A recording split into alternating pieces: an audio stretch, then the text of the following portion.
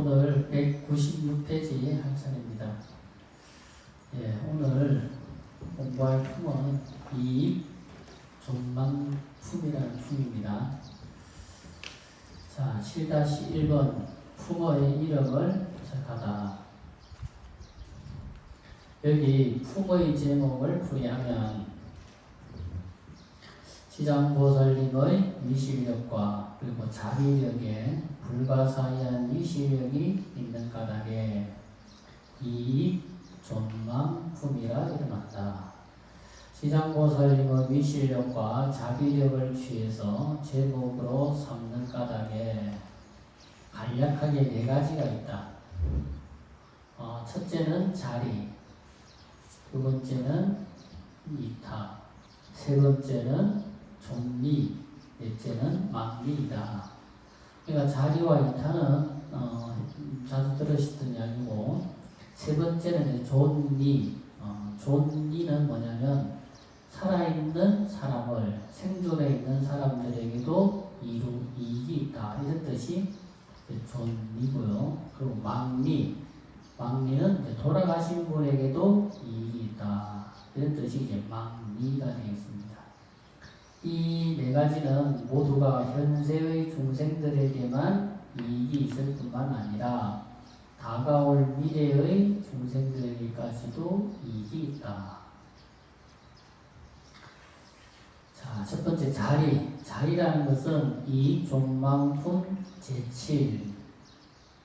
이제 7-9에 보면 연부제 중생을 보니 부처님 가운데서 착한 일을 한 트럭, 한 물방울, 하나의 모래알, 하나의 티끌만큼 작다고 하더라도 모두가 자리를 얻는다.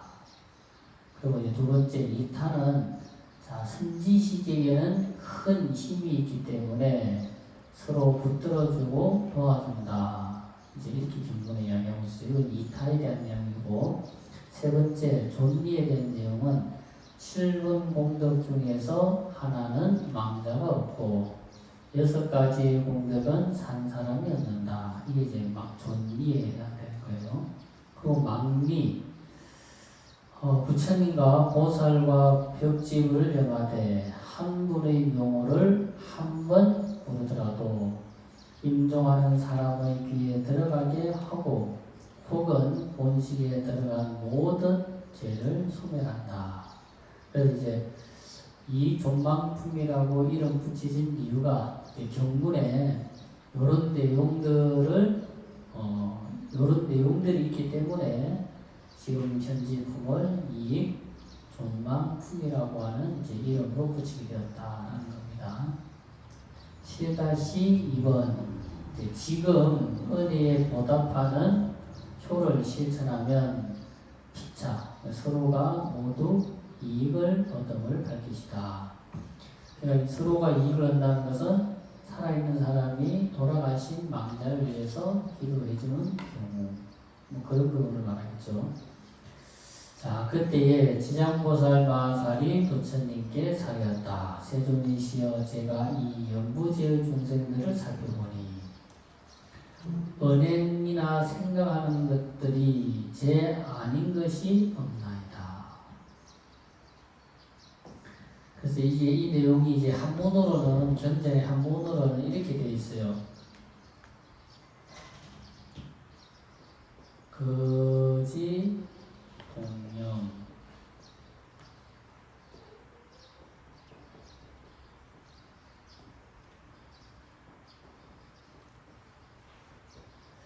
그는 걸어가는 거, 움직이는 상태, 지는 앉고 그런 이제 정지된 상태. 그러니까 우리가 일상 생활하는 생활을 말하겠죠. 생활하는 가운데 동령, 생각하는 것들이 모불제업, 제업이 아닌 것이 없더라. 그러니까 우리가 생각을 했다 하면, 뭔가 생각을 일으켰다 하면 그게 항상 선업으로 연결이 되는 것이 아니고 항상 제업으로 연결이 되더라, 이 말이에요. 그러니까 우리 중생들은 늘 마음속에 항상 부정적인 생각, 부정적인 마음, 이런 것들이 항상 우리 마음속에 내재되어 있다라는 거예요. 그래서 어떤 일을 보든 어떤 일을 했든 늘 긍정적으로 보고 긍정적으로 생각하고 긍정적으로 말하기보다는 뭐든지 보더라도 부정적으로 보고 뭐든지 듣더라도 부정적으로 듣고 또 뭐든지 말하더라도 부정적으로 말한다. 부정적으로. 그래서 은행이나 생각하는 것들이 제 아닌 것이 없다. 그래서 그런 말 하는 겁니다. 그래서 우리가 이제 업장소멸 참 업장소멸이라고 하는 말을 참 많이 하잖아요. 그죠? 절에 스님들도 많이 하고 절에 다니는 불자님들도 업장소멸을 많이 하고 하여튼 절에 다니면 이런 업장이라는 말을 빼고는 말이 안 될 정도로 설명이 안 될 정도로 참 이 업장이라는 말을 많이 사용하는데 그럼 이 업장이라는 게 뭐냐?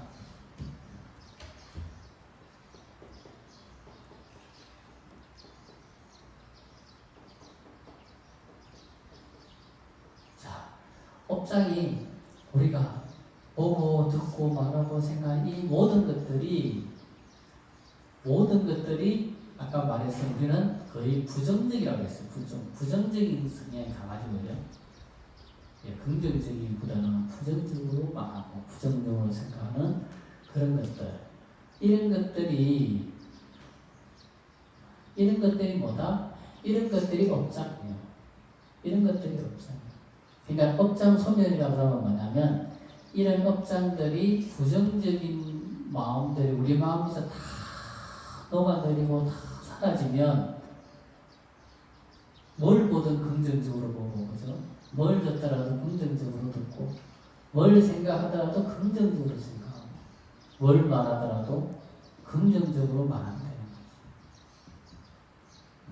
그래서 우리는 절에서 말하는 업장이라고 하는 것은 그런 것을 말하는 거예요.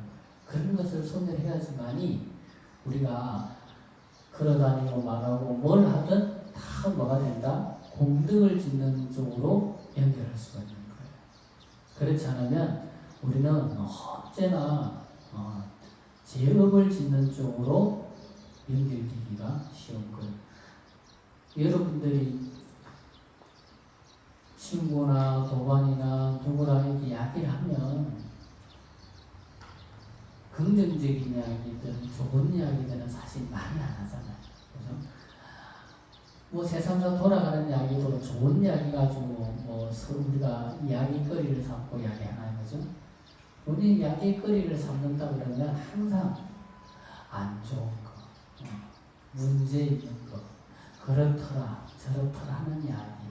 그런 거 가지고 우리가 이야기거리를 삼고 가십거리를 삼고 재미거리를 삼아서 이야기하지. 누가 좋은 일 했다더라, 누가 착한 일 했다더라. 이런 것도 뉴스에도 잘 나오지도 않아요. 뭘 보면 다 이게 사건, 사고 그런 거가 더 많이 나와요. 또 사실 그게 뭐다? 그런 걸 보면 업장이 그게 코드가 맞으면 어쩌면 그런 걸 싹 눈에 반짝하게 보이고 그죠? 또 그런 거는 또 들으면 한 번 들으면 까먹지도 않아. 좋은 이야기는 들어도 금방 까먹고 기억도 안 나는데 저런 이야기는 까먹지도 않고 그죠? 그런 것들이 뭐냐? 내 업장이 그와 같이 아직 내 마음속에 부정적인 성향의 마음들이 많이 있기 때문에 그런 거와 내 마음 연결이 잘 되는 거예요. 여러분들이 부처님 경전을 읽고 경전을 강의를 듣고 해도 여러분들 마음속에 연결이 잘 안 되는 이유가 뭐냐? 내 마음에 아직 그런 그런 씨앗이 내 마음속에 적은 거예요. 그러니까 들어도 내 마음에 싹 담기지 않는 거지. 내 마음에 탁하게 연결이 안 되는 거예요. 근데 그렇지 않은 세상사 이야기는 번개처럼 들리고 번개처럼 보이거든. 왜? 그게 연결이 아직은 그런 세속의 그런 이야기들이 씨가 내 마음속에 더 많이 내 마음속에 자리 잡고 있기 때문에 그런 거예요. 그래서 우리가 절에서 업장 손배를 이야기하는 이유 다 어디에 있다? 우리 그런 부정적인 성향, 부정적인 그런 성격들, 부정적인 마음들을 소멸해서 긍정적으로 바꾸는 게 바로 업장손입니다. 만약 그게 없어지잖아요? 그럼 여기서 말하는 것은 지장보살님이 아마 부처님한테 이렇게 이야기하는 거예요. 내가 연부제 중생들을 바라보니 생각하고 말하는 것들이 다 복 아닌 것이 없습니다. 다 복이 되는 거지. 근데 제가 된다는 것은 그런 업장들이 우리 마음속에 많기 때문에 그렇다. 이렇게 얘기를 하는 겁니다. 혹 좋은 이익을 만나더라도 대개가 처음 마음에서 물어나며 우리말이 있잖아요. 뭐라 그럽니까? 금방에서 들리는 것 같았는데 뭐라고요? 그러니까 작심삼일. 항상 이게 뭔가 마음을 탁 일으키면 작심이라는 거죠. 그 마음을 탁 어떻게 해야 되겠다 딱 했는데 그게 뭡니까? 삼일을 이기기가 어렵다. 삼일을. 그러니까 그걸 100일을 이어가고 1000일을 이어가고 이어가는 그 마음이 그 생각의 힘이 얼마나 강합니까? 그런 생각의 힘이 있어도 무불제업이 되지 않는 것이 없는데 하물며 그런 것이 없이 산다고 한다면 지장보살님께서 말하신 것처럼 우리는 늘 죄를 짓고 사는 사람이 되는 거죠. 그래서 혹은 악한 인연을 만나면 생각마다 나쁜 생각만을 들여다니다. 왜? 우리 마음에 악한 인연의 씨앗이 많이 있기 때문에 이런 것을 탁 들으면 악한 생각들만 더 자라나는 거예요. 그래서 공자님도 그런 말을 하셨잖아요. 비례물시요, 비례물청이요, 비례물언이라. 얘가 아닌 거는, 그죠? 비례. 얘가 아닌 거는 보지도 말고, 듣지도 말고, 말하지도 말라. 그렇게 살아야 복이 되는 거예요. 그렇게 살아야.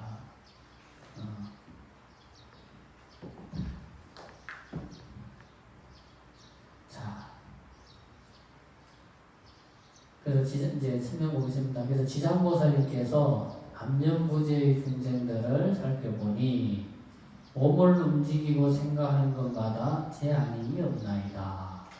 이것은 모두가 남녀무제 중생을 제외한 다른 세계의 중생들은 성품이 극단적이지 않고 순수하나. 그러니까 사바세계 중생들은 성격이 어떻다? 좀 극단적인 거예요. 극단적이다. 그러니까 뭐 완전 부정적이거나 완전 긍정적이나 뭔가 이렇게 완전 극선적이거나 극악적이거나 이렇게 성격들이 좀 극단적이라는 거죠. 요즘 좀 보면 사람들 마음이 많이 좀 극단적이잖아요. 그죠? 극단적이라는 거. 우리 법화경에서도 뭐라고 했습니까? 법화경에서도 8만이라고 하는 8만 대보살이 저희들은 사바세계가 아닌 다른 세계에 와서 법화경을 널리 전하겠습니다. 왜 그래요? 이 사바세계 중생들은 그죠? 이 사바세계 중생들은 또 말을 안 듣는다라는 거예요. 그래서 이 교화하기 어려운 이 사바세계에서 하지 않고 자기네들은 다른 세계에 가서 법화경을 널리 전하겠습니다. 이렇게 이야기합니다. 그 이유가 뭐다? 이 사바세계 중생들은 오타각세가 되면은 고집도 세고 그리고 말도 안 듣고 정상만지 교만하고 이런 중생들이 많다는 거죠. 그러니까 극단적이고 순수하지가 않은 거예요. 우리 사바세계 중생들은. 그래서 오직 남성부주의 중생들만이 성품이 극단적이고 잡념이 많아서 마음이 시시각각 바뀝니다. 그래서 좋은 인연을 만나면 훌륭한 마음을 내기도 하지만 돌아서서 나쁜 인연을 만나면 언제 그랬냐는 듯이 습관적으로 나쁜 짓을 합니다. 이 모든 것은 성품이 극단적이고 생각이 많아서 그렇습니다. 이렇게 합니다. 그러니까 실제로 보면 또 그래 법당에서 그렇게 기도하고 돌아서서 공양간에 가면 그냥 법당에서 했던 이야기 돌아서서 공양간에 가는 순간 잊어버리잖아요. 그러니까 좋은 인연 뭡니까?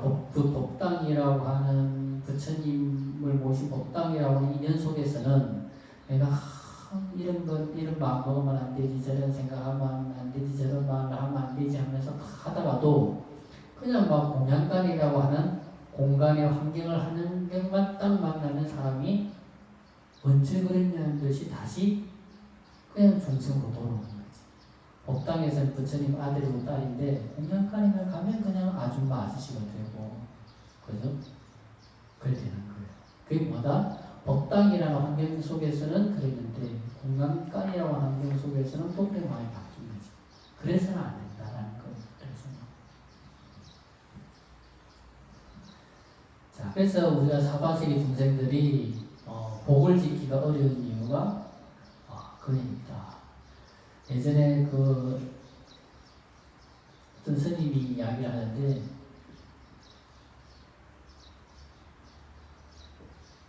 저기 같이 이제 강원에서 공부를 하다가 예비군 훈련을 받으러 간대요. 예비군 훈련을. 그럼 이제 예비군 훈련 놓으면 이제 예비군 훈련 이제 군복을 입고 예비군복 입고 훈련받으러 가는 거예요. 그러면 같이 공부할 때 승보 입고 공부할 때는 그렇게 스님이 참 멋있더만 예비군복 깨우리고만 딱 입으니까 옛날 속임으로 돌아가는 것 같더라. 그런 이야기 하더라고요. 세속에서도 보면 멀쩡한 사람이 예비군 훈련 가면은 그렇게 또 모습이 달라진다면서요. 그거 같은 거예요. 사람의 환경이 그만큼 중요하다. 환경도 중요하지만 그런 환경을 내가 이겨내는 방법이 내 마음속에 옳고 그름의 정확한 기준을 가지고 있어야지만이 공양간에서나 법당에서나 도량에서나 어디에서나 내가 한결같은 마음으로 내가 복을 지을 수가 있는 거예요. 어찌됐든 간에 절이라고 하는 공간, 부처님을 모신 공간 속에서만이라도 우리가 그 순간순간 시시각각 한순간만이라도 우리가 복을 놓치는, 그래서 놓쳐서는 안 되잖아요. 시간에는 버려서는 안 되잖아요. 그죠? 내 집에 돌아가서 내가 살고 있는 세상이라는 속에서는 복을 짓는 게 참 어렵다 하더라도, 그죠? 그래도 법당에 왔으라도, 절에 들어와서는 그래도 시시각각 복을 짓는 시간을 놓쳐서는 안 된다는 거죠. 그래서 7-3 비유를 가지고 성질 밝히시다. 자, 이런 무리들은 마치 무거운 돌을 짊어지고 지름길을 걷는 것과 같아서 갈수록 지치고 더욱 무거워지며, 그래서 그냥 지름길을 걸어도 참 힘들고 어려운데, 이런 사람은 어떤 사람이냐면 이게 여기서 말하는 돌이라는 건 뭘 상징하겠습니까? 바로 업장인 거죠. 업장. 부정적인 업장들, 그런 업장을 짊어지고 사는 것은 마치 어떤 것 같다? 지름길을 걷는 것과 같아서 갈수록 지치고 더욱 무거워집니다. 그렇잖아요. 이게 지름길을 걸으면 짊어지고 있는 돌도 무거운데 흙이 지름이 되면 그 한 걸음 한 걸음 떼고 옮기는 게 얼마나 힘이 들어요. 그죠? 그렇다고 그러면 그게 한 번 옮기고 한 번 옮길 때마다 힘이 들면 지치면 다리에 또 힘이 빠지면 그 한 걸음 떼기가 그렇게 어려운 거거든요. 그래서 발걸음은 깊은 수렁 속으로 빠져드는 것과 같나이다. 그래서 다행히 선지식을 만나게 되면 그 짐을 들어서 져다주기도 하며, 혹은 이게 여기서 말하는 선지식이 바로 불보살님을 말하는 거예요. 자, 그래 져다주기도 하고 혹은 짐을 모두 져주기도 하나이다. 이는 선지식에게 큰 힘이 있기 때문에 또 서로를 도와주고 붙들어 주어 다리를 튼튼하게 해주며, 그러다가 평지에 도달하게 되면 반드시 나쁜 길을 살피기 위해서 다시는 지나가지 않도록 하나이다. 그러니까 선지식은 불보살님은 이런 큰 힘이 있어서 우리들의 무거운 짐을 대신 져주기도 하고, 그죠? 우리가 힘들고 어려우면 붙들어 주기도 하고, 또 다리를 튼튼하게 준다는 건 우리 마음을 붙들어 주고 우리 마음이 무너지지 않도록 이렇게 붙들어 준다는 거예요. 그래서 이 불보살님의 가피력이라고 하는 것은 우리 중생들에게서 있어서 정말 필요한 존재다. 오늘도 전문건설공제조합이라고 하는 공기업에 오늘 최종 합격을 한 신도집 아들이 있는데, 그래서 오늘 합격 발표를 여기 저희 와서 기도해가지고 오늘 11시 발표 날인데, 어머니 자기 엄마랑 월, 화, 수, 오늘까지 3일을 와서 기도를 했어요. 물론 그전에 어머니 열심히 기도하고 자기도 열심히 준비했는데, 오늘 발표가 나는 날까지 면접 보고는 와서 기도를 한 거예요. 그래서 기도 끝나고 난 다음에 얼마나 조마조마하겠어요, 그죠? 푹 합격을 했어요. 너무 좋아가지고 다 스님 열심히 기도해 주신 덕입니다. 제가 큰절을 하더라고요. 내가 고생했다고. 근데 내가 물어봤어요. 몇 년을 이렇게 준비를 했노? 그러니까 3년을 준비를 했대요. 근데 엄마 이야기는 3년 동안 하는데 필기는 그렇게 그나마 잘 되는데, 면접에서 가도 이렇게 몇 번 이렇게 떨어졌나 봐요. 이번에도 면접 때문에 면접을 1차, 2차 두 번을 보더라고요. 그래가지고 합격을 했는데, 어떻게 보면 면접은 자기 실력이라고 할 수 있겠지만, 필기는 자기 실력이라고 하겠지만, 면접은 어떻게 보면 자기 운이잖아요, 그죠? 근데 그래도 열심히 또 기도 올리고 지도 열심히 준비하고 또 열심히 기도한 공덕으로 어쨌든 간에 그런 합격을 하는 걸 보면서, 그래도 부처님 가피를 의지해서 그래도 기도한 공덕이 있지 않을까, 그런 생각이 들더라고요. 그와 같이 우리가 불보살님이라고 하는 분은 우리에게 업장을 짊어주고, 또 우리가 그죠? 힘이 없을 때 큰 힘이 되어주고, 또 우리가 어려운 길을 가는데 대도사, 길잡이가 되어주고, 또 우리가 이렇게 힘든 길을 가는데 이렇게 옆에서 같이 걸어주는 도반이 되어준다는 거죠. 그래서 우리가 불보살님을 의지해서 열심히 간절히 기도하면 세상사 살아가는데 어려움을 극복하는데 큰 가치가 있다. 우리가 어떻게 생각하면 그런 것도 기복불교다라고 생각할 수 있겠지만, 우리 법화경에서도 이야기를 하고 있잖아요. 부처님께서 내가 일성법을 먼저 설할 수 있음에도 불구하고 삼성법을 먼저 설한 이유는 중생들이 지금 삶에 지쳐있고 힘들고 괴로운데 지금 그 괴로움의 문제를 해결할 수 있는 법을 설해주지 않고 일불성만 이야기를 한다고 한다면, 그 중생들에게는 그 일불성이라고 하는 가르침은 아무 의미 없는 가르침이 될 수가 있다.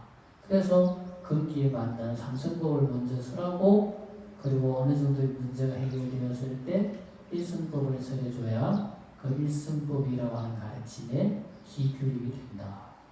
그렇잖아요. 그러니까 내가 살아가는 삶의 문제가 그래도 해결이 되어야 내가 부처님 가르침도 관심을 가지고 배우고 하는 거지.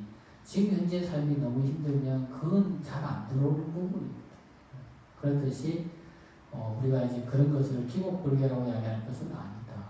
그래서 지금 현재 내 어려운 문제를 해결하기 위해서 기도하는 것도, 그것도 어떻게 보면은 공부고, 그것도 어떻게 보면은 공덕을 닦는 길이고, 그것도 어떻게 보면은 불교를 배우는데 부처님과 가르치면 인연을 맺는데 큰 방편이 될 수 있다. 이렇게 보는 거죠.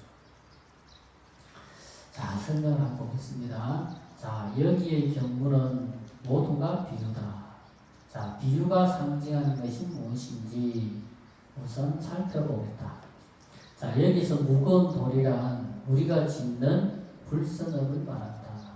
선업은 가볍지만 불선업은 무거운 돌처럼 무거운 속성을 가지고 있다. 그래서 우리가 부정적인 이야기를 많이 하면 우리 마음이 어떻게 됩니까? 무거워지잖아요. 긍정적이고 미래지향적이고 밝고 좋은 이야기를 하면 우리 마음이 가볍잖아요. 그죠? 그래서 업이라고 하는 것은 그런 속성을 가지고 있다는 거죠. 그래서 발이 깊숙이 빠져든다라고 하는 말은 무서운 사악도의 세계를 말한다. 자, 사악도는 지옥세계, 악의세계, 축생세계, 수라세계를 말한다. 이 네 곳의 세계는 선은 없고 오직 불선만 있는 곳이다.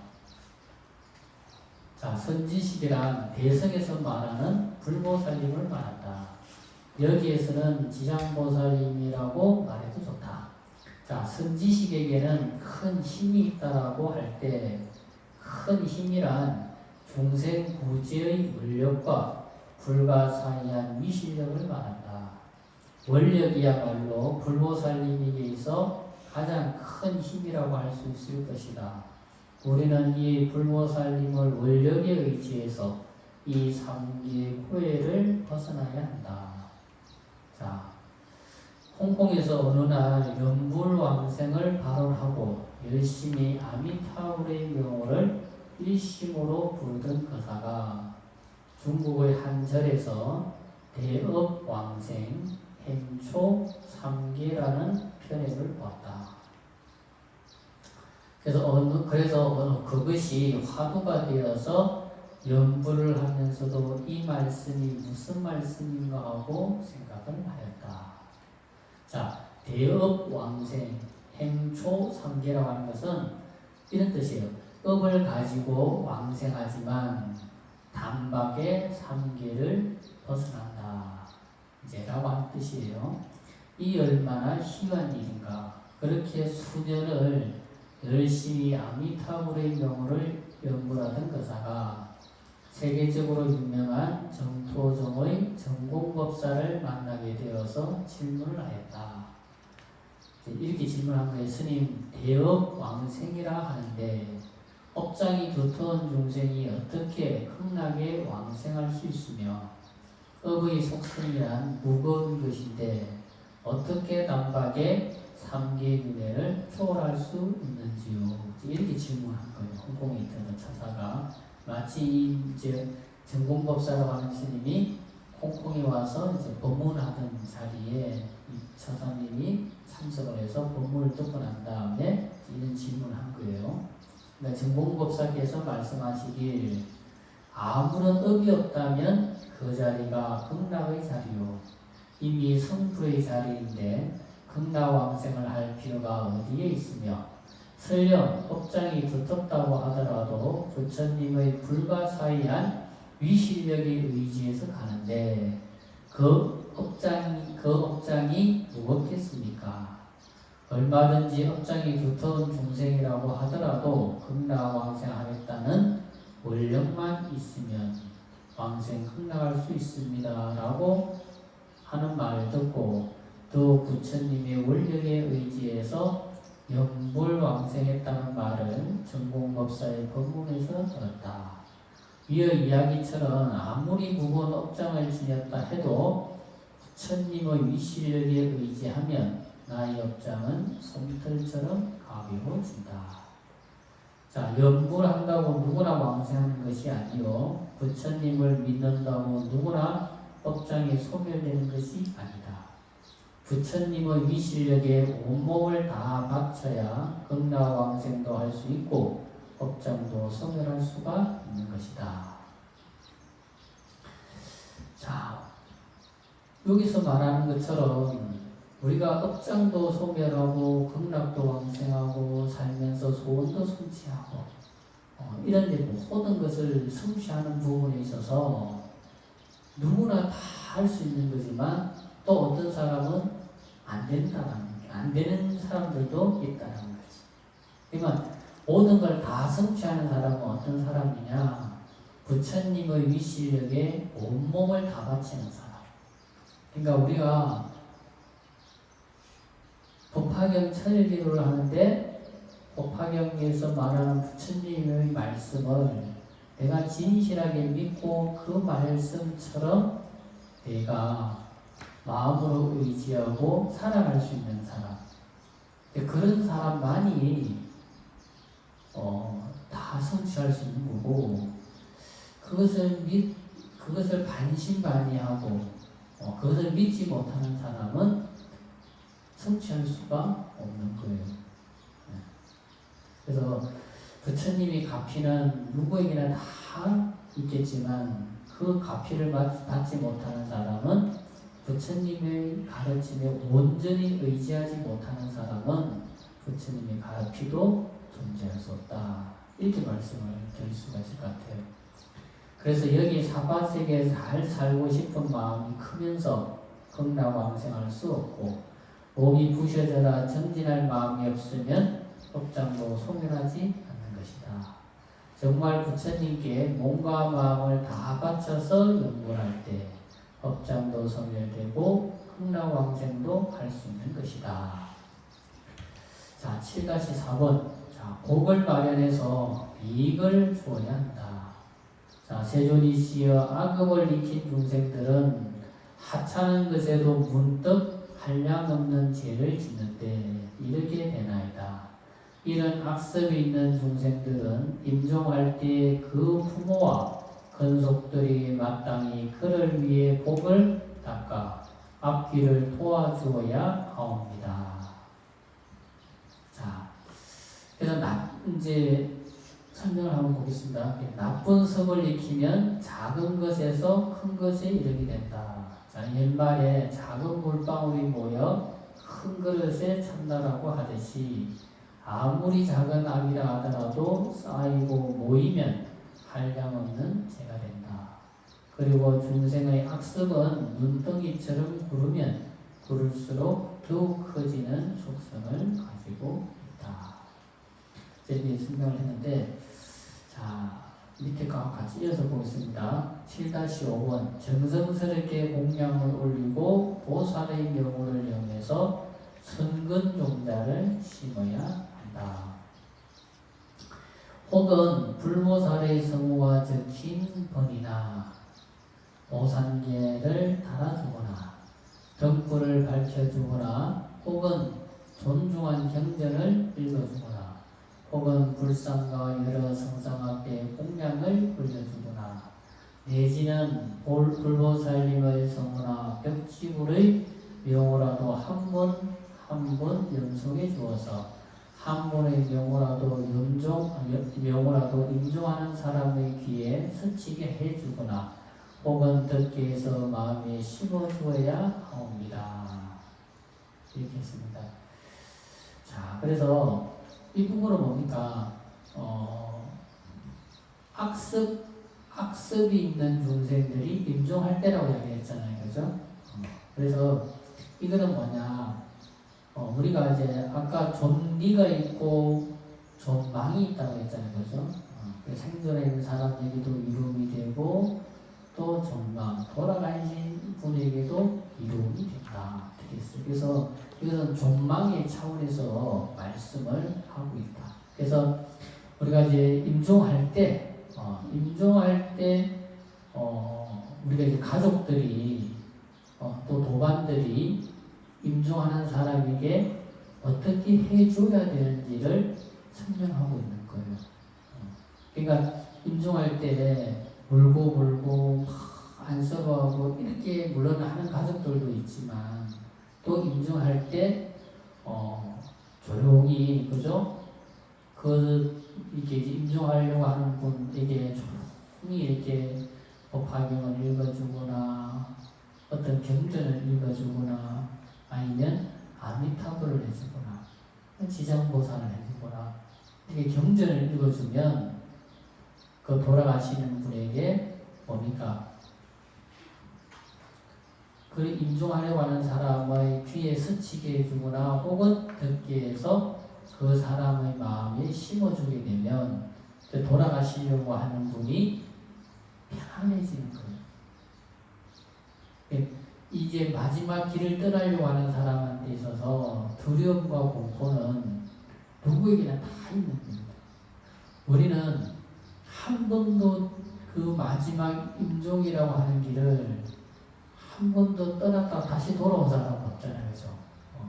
그러니까 누구도 가보지 않은 길이에요. 누구도 가보지 않은 길이고 누구에게 모든 사람에게서 다 처음 가는 길이잖아요.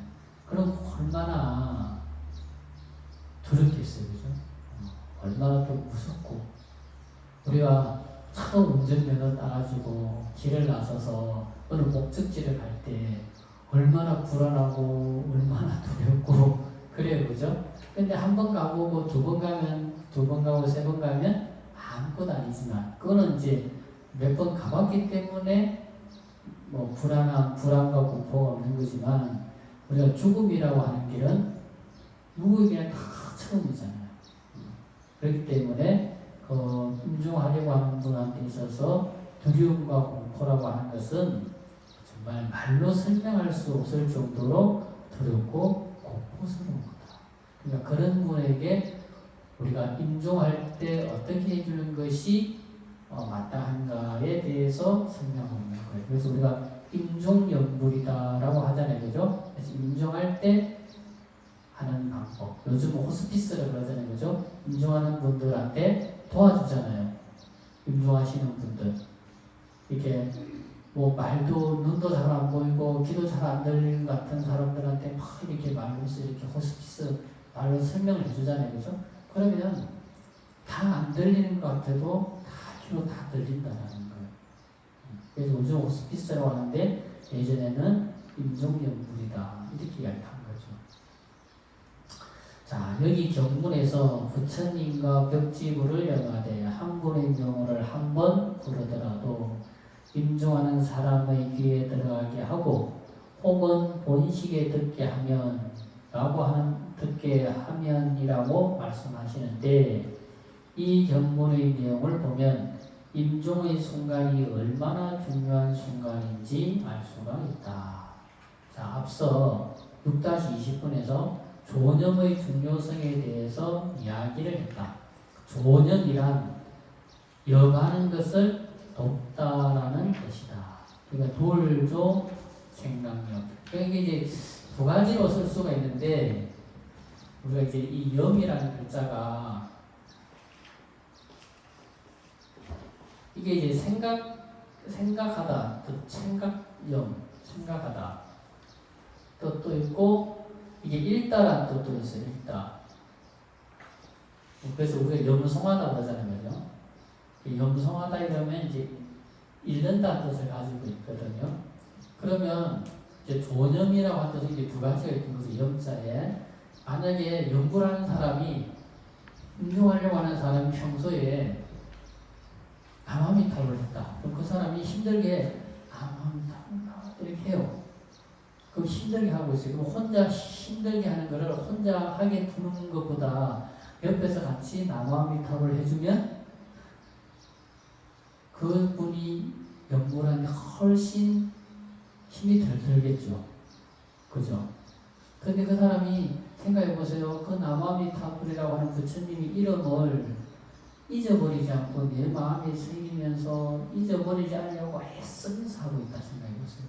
그러면 옆에서 같이 남아미타불 같이 해주면 그 사람이 얼마나 편안하게 연구를 할 수 있겠습니까? 이것도 뭐다? 이것도 조념이다.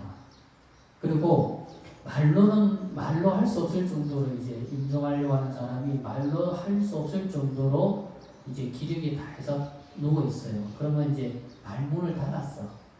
그러면 그 사람이 살아있을 때 남아미타불을 했든 지장보살을 했든 간지영보살을 했든 뭐라고 했을 거 아니에요. 그죠? 그러면 살아있는 사람이 그 사람이 임종한 사람을 위해서 남암토를 해주는 거예요. 그러면 귀로 듣잖아요. 그죠? 귀로 들으면 그 사람이 마음속으로라도 그것을 따라한다는 거예요. 그래서 또 마음속에 그 사람 마음속에 남아미타불이라고 하는 부처님의 이름이라고 하는 씨를 심어주는 거예요. 그것도 조념이 되는 거죠. 이 말은 평소에 지장보살이나 아미타불이나 간센보살을 많이 연구를 하였거나 법화경이나 경전들을 많이 수지 독송하였다면 임종에 임해서 정념이 흩어질 때, 이때 정념이라고 하는 것은 아직은 바른 생각이 남아있는 거예요. 그래서 이 정념이라는 말이 참 중요한데 유교도 그런 전통이 있고 사실 불교도 그런 전통이 있는데 원래 남자가 죽으면 죽는 자리에 여자가 그 공간에 들어가면 안 된다고 그래요. 그래서 이 방인데 남자가 죽는다. 그럼 그 죽는 방에는 남자가 있으면 안 돼요. 그리고 남자가 죽을 때는 남자가 죽을 때 여자가 있으면 안 되고 여자가 죽을 때는 남자가 있으면 안 돼요. 그러니까 남자가 임종할 때는 남자만 있어야 되고 여자가 임종할 때는 여자만 있어야 된다는 거예요. 그게 뭐냐면 살아있을 때는 정념이라는 것이 있는데 이 정념이라고 하는 것은 뭔가 윤리도덕적인 생각이에요. 윤리도덕적인 생각. 우리가 살아있을 때는 부모, 자식이라는 윤리도덕이 있죠. 그죠? 그죠?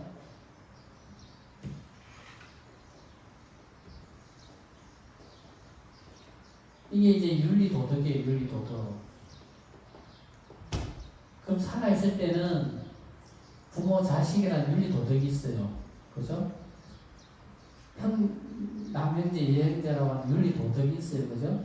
근데 사람이 죽으면 이 정념이 없어져요. 정념이 사라져요. 정념이 사라지면 어떻게 되느냐? 왜 남자가 죽을 때 여자가 있으면 안 된다고 했냐면 정념이 사라지면 여자가 있잖아요. 그죠? 그러면 이게 엄마가 됐든 누나가 됐든 누가 됐든 뭘로 보냐면 그냥 여자로 본다. 여자. 귀신 눈에는 그냥 여자예요. 그냥 그게 뭐 동생도 아니고 누나도 아니고 아무것도 아니야. 살아있을 때 가지고 있는 윤리도덕은 살아있을 때 있는 윤리도덕이고 죽을 때는 그 윤리도덕이 없어지면서 그냥 죽는 남자, 여자, 살인 여자 다 그냥 여자로 봅니다. 그러면 여자로 보면 뭐가 되냐면 번뇌가 일어난다는 거예요. 번뇌가 일어난다. 그러면 살아있을 때 닦았던 이런 것들이 그 돌아가시는 순간에 뭐냐면 이 윤리도덕적인 전념이 사라지면서 번뇌가 일어나서 이게 애착이 되고 집착이 되면은 이게 더 힘이 더 커서 못 간다. 근데 지금 그게 없잖아. 뭐 남자 죽어도 여자가 있고 여자가 죽어도 남자 있고 뭐. 그러니까 지금은 뭐냐? 지금은 죽어도 극락가기가 참 쉽지 않은 세상인 거지. 바른 길을 찾아가기가 참 어려운 세상인 거예요. 옛날에는 최소한 저런 규칙을 지켰잖아요. 옛날에는 최소한 저런 규칙이 있었거든. 근데 지금은 저런 규칙이 없어요. 그러면은 얼마나 내가 닦아야 잘못된 길로 빠지지 않고 바른 길로 갈 수 있겠습니까? 얼마나 닦아야?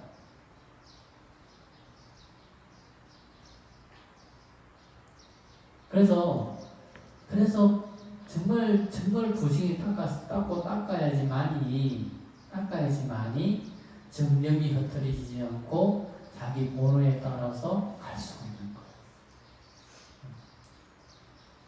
그래서 옆에서 평소 하던 연불이나 독송을 해준다거나 임종에 임한 사람이 스스로 지장보살님의 명호를 염송할 때 옆에서 울거나 잡담하거나 근심걱정에 휩싸여 정신줄을 놓지 않고 정신을 바짝 차리고 연불이나 경전을 독송해 주는 것을 조념이라고 한다.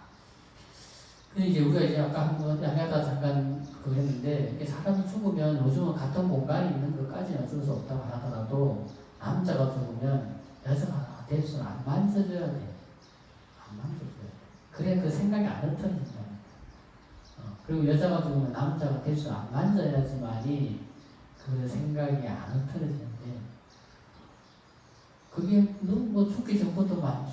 근데 해 만지니까 그 업장이 그 정념이 자꾸 흐트러지는 거예요.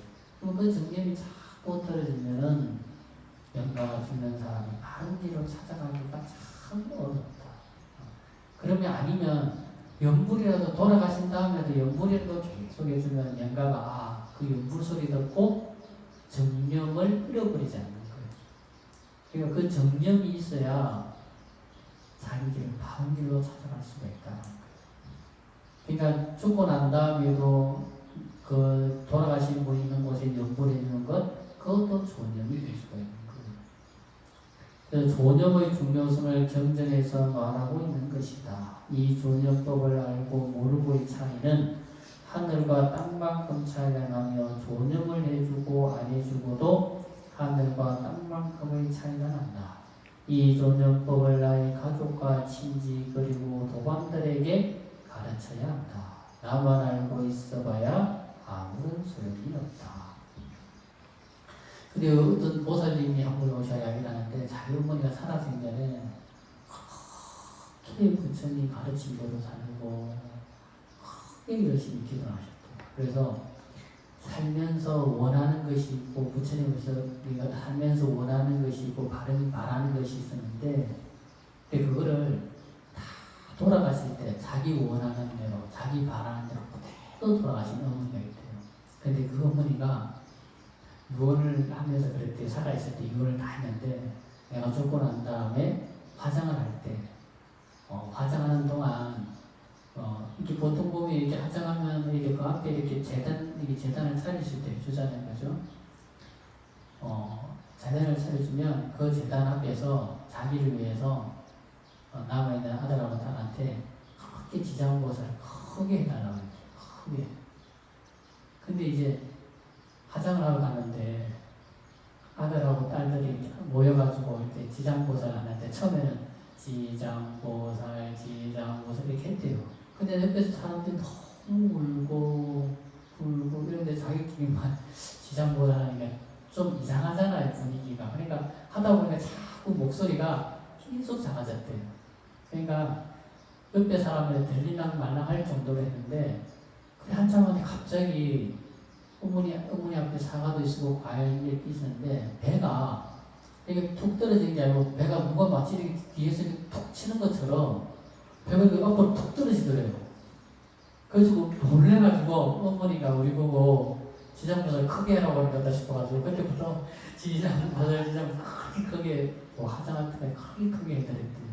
어머니가 그걸 했대. 내가 화장할 때 꼭 지장보살 크게 해달라. 크게 해달라. 그런데 적게 하니까 어머니가 그래도 진짜 사과가 배가 앞으로 툭 떨어지더라고요. 그래서 지장보살 아주 크게 연구를 해드리면서 역시 우리 어머니가 살아있을 때 기도를 이렇게 열심히 하더만 우리가 지장보살 적게 해주니 크게 해달라고 우리한테 그렇게 암시를 주시는갑다. 그런 이야기를 또 하더라고요. 그만큼 그런 이야기를 들으면서도 정말 살아있을 때 얼마나 열심히 기도하고 또 얼마나 정진했으며 또 자식들한테까지 그렇게 내 마지막을 그렇게 향할 수 있도록 도와달라 이렇게 부탁을 했을까 그런 생각이 들어요. 그러니까 그런 분들은 뭔가 불자로서의 자기 삶에 불자로 이제 탁 이렇게 신조가 탁 있는 거지. 사랑이 탁 있는 거지. 그러니까 죽을 때도 임종할 때도 어떻게 해달라 하나하나 이야기를 하고 돌아가셨다는 거예요. 그런 것도 뭡니까? 그런 것도 마지막까지 화장할 때까지 해주는 것도 그런 것도 조념이에요. 조념이 참 중요한 겁니다. 자, 임종에 임해서 오락가락 할 때 가족이나 친지 그리고 도반이 조념을 해주면 오락가락 하던 정신도 맑아지고 무엇보다 죽음의 공포와 두려움에서 벗어나서 마음이 편안해지며 그 편안함 속에서 순종을 아지할 수 있게 된다. 그래서 가족이 함께 공부해야 하고 그래서 좋은 도반이 필요한 것이다. 우리나라 말에 아주 좋은 말이 있는데 그 말이 무슨 말이고 하면 노는 입에 연보한다라는 말이다. 이 얼마나 좋은 말인가. 사람이 나이가 들면 말을 하고 싶어서 미치는데 다른 사람들이랑 말해봐야 씨알데기 없는 말이나 하면서 호흡이나 짓는 것보다 자기 마음속에 앉아있는 부처님이랑 이야기하는 것이 훨씬 좋지 않을까 생각해본다. 그래서 평소에 연구를 많이 해야 옆에서 조정을 해줘도 도움을 받지, 평소에 연불이라고는 안 하고 살면 옆에서 조정을 해줘도 가족, 친지, 도반의 도움을 받을 수가 없다. 그래서 노는 입에 연불하는 것이 좋다. 나이가 들면 사람이 자꾸 뭘 말하고 싶어진다니까요. 뭘 말을 자꾸 하려고 해요. 그러면 이제 말을 없는 말을 하려고 하면 자꾸 쓸데없는 이야기를 해요. 필요 없는 말을 하게 되고. 그러니까 그렇기보다는 누구랑 대화를 하는 게 좋다? 내 마음속에 앉아있는 부처님하고 대화하는 것이 좋다. 그러니까 내 마음속에 앉아있는 부처님하고 대화하는 방법은 딱 하나밖에 없잖아. 내 마음속에 앉아있는 아미타불이랑 대화하려면 남아미타불 해야지 대화가 되지 다른 거 해가지고 대화가 안 돼. 내 마음속에 간센보살인가 대화를 하려면 간센보살 해야 대화가 되는 거고, 내 마음속에 지장보살인가 대화를 하려면 지장보살 해야 대화가 되는 거야. 그럼 내 마음속에 부처님과 대화를 하려면 내 마음속에 부처님의 이름을 불러야 대화가 되는 거고, 또 우리가 법화경을 1000일, 2000일, 3000일 기도를 할 텐데 내가 부처님이 딸이고 내가 부처님의 아들이라면 내 마음속에 있는 부처님과 대하는 방법은 우리는 법화경을 독서하면 되는 거예요. 그러니까 그렇게 해서 내 마음속에 그런 허전한 마음, 그런 텅 빈 마음을 부처님 명으로서 경전을 독송하는 것으로서 내 마음에 그런 빈 구석을 채워놔야 돼. 그래야지만이 우리가 마음이 꽉 찬 사람이 되는 거예요. 부처님의 가피가 충만한 사람이 될 수 있고, 그렇게 살아야지만이 평소에 그렇게 살아야 살아있는 사람들이 조념을 해줘도 조념의 가피를 받을 수가 있는 거예요. 내가 안 하면 조념의 가피를 받을 수가 없다. 자, 한 10분 쉬었다가 일어서도록 하겠습니다.